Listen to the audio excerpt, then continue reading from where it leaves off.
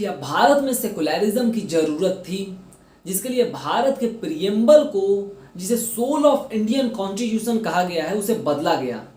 भीमराव अंबेडकर ने यह कहा था कि भारत के प्रियम्बल को कभी भी बदला नहीं जा सकता है। और क्या यह इतना इम्पोर्टेंट था कि इस प्रियम्बल को देश में इमरजेंसी के टाइम अमेंड किया गया? क्या सेकुलरिज्म का मतलब केवल माइनॉरिटी के रिलीजियस बिलीफ को हर्ट न होने देना है? आज सेकुलरिज्म केवल हिंदूज प्रैक्टिस कर रहे हैं and Muslims and Christians are practicing their religion only.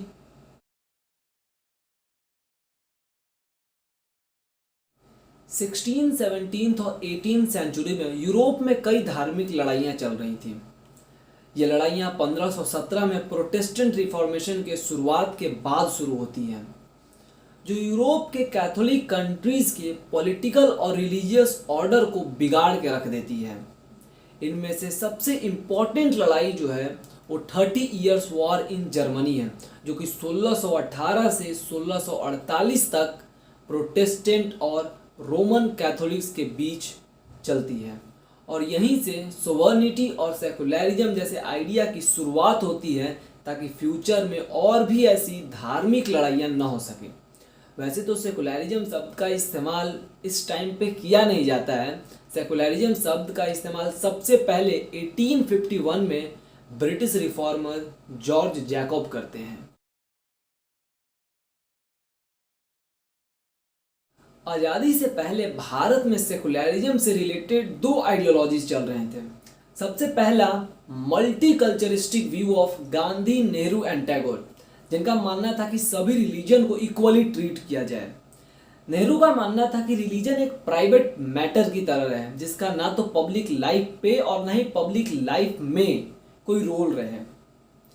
जबकि दूसरे तरफ पार्टी कल्चरिस्टिक व्यू वाले लोग थे, जो कि हिंदू राइट विंग थे। इनका मानना था कि वेस्टर्न सोसाइटी में लोग रिलीजन को एक प्राइवेट मैटर की तरह रख सकते हैं, लेकिन इंडिया जैसे देश में रिलीजन का एक प्राइवेट मैटर होना नामुमकिन है, क्योंकि भारत के लोगों के लिए कॉमन आइडेंटिटी के लिए रिलीजन ही एकमात्र जरिया है। क्योंकि कास्ट भारत में बहुत सारे हैं, जो कि कॉमन आइडेंटिटी के लिए एक सही तरीका नहीं है। फिर जब भारत को 1947 में आज़ादी मिलती है, तो उसके बाद गांधी के मल्टी कल्चरिस्टिक व्यू को अपनाया जाता है। इसका मतलब भारत में कोई भी किसी भी रिलीजन को प्रैक्टिस कर सकता है, स्टेट सभी रिलीजन को इक्वली ट्रीट करे। और यही कारण है कि आज़ादी के बाद पाकिस्तान से बड़ी संख्या में मुसलमान भारत आते हैं। अगर अभी मैं आपसे ये सवाल करता हूं कि भारत में सेकुलरिज्म का असली डेफिनेशन क्या है, तो आपका जवाब क्या होगा? अपना आंसर कमेंट में जरूर बताएं वीडियो को आगे देखने से पहले। तो 26 अक्टूबर 2016 को सुप्रीम कोर्ट भी ये सवाल करती है, एक केस सुनाते हुए, कि भारत में सेकुलरिज्म का ऑफिशियल डेफिनेशन क्या है। क्या सेकुलरिज्म का definition complete separation of religion from state है?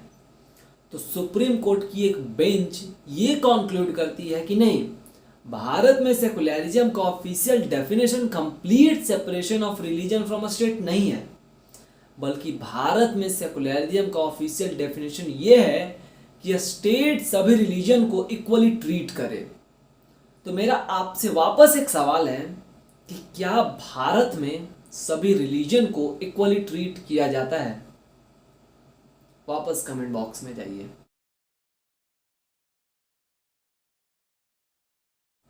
अब वीडियो का सबसे इंपॉर्टेंट पार्ट। जैसा कि वीडियो की शुरुआत मैंने दो प्रश्नों के साथ किया था, जिसका जवाब आपको वीडियो के इस पार्ट में मिल जाएगा।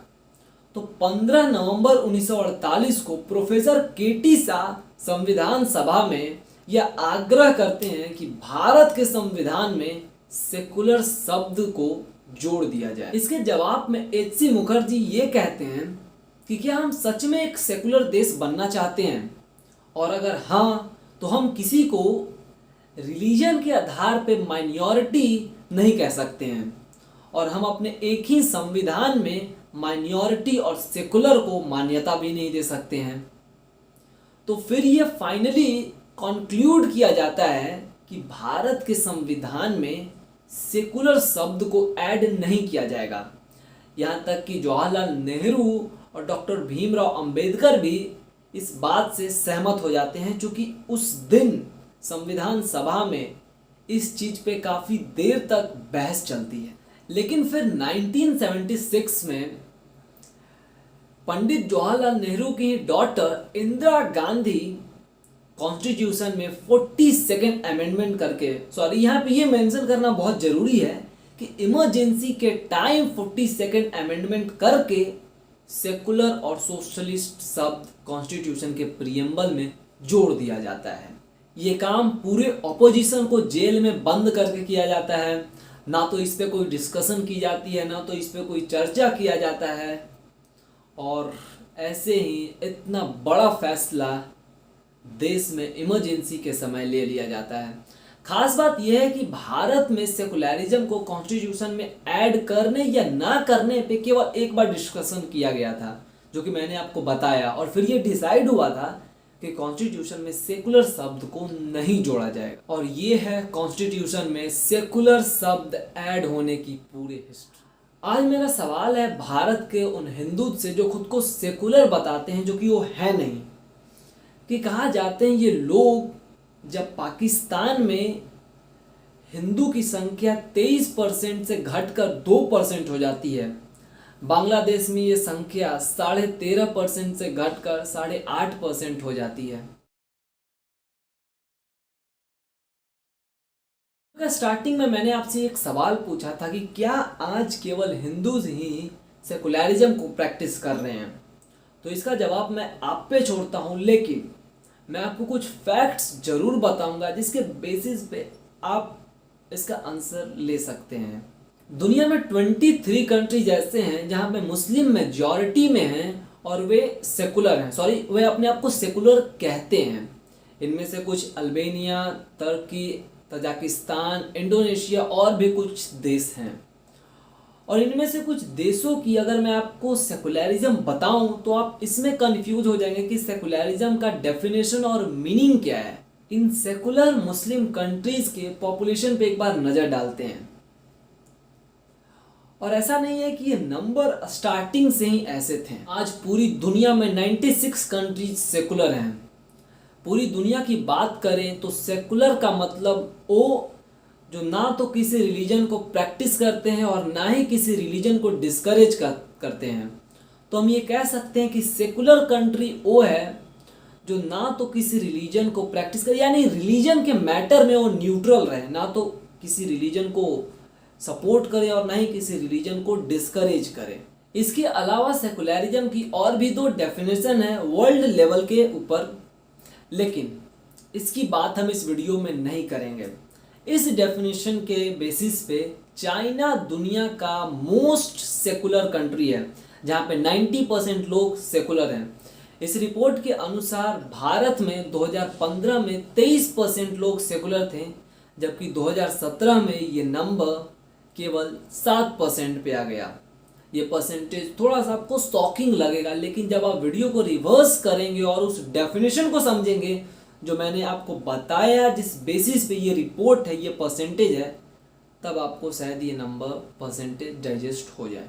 वीडियो को एंड करने से पहले मैं आपको बताना चाहता हूँ कि भारत की सेकुलरिज्म बहुत ही अलग तरीके की सेकुलरिज्म है, जो कि वेस्टर्न सेकुलरिज्म से काफ़ी अलग है। यहाँ पे माइनॉरिटी का भी कॉन्सेप्ट कॉन्स्टिट्यूशन में है, यहाँ मुस्लिम के लिए पर्सनल लॉ भी है और सेकुलरिज्म का भी कॉन्सेप्ट है। मैं आपसे एक अंतिम सवाल पूछना चाहता हूँ कि क्या डेमोक्रेसी के लिए सेकुलरिज्म इम्पोर्टेंट है?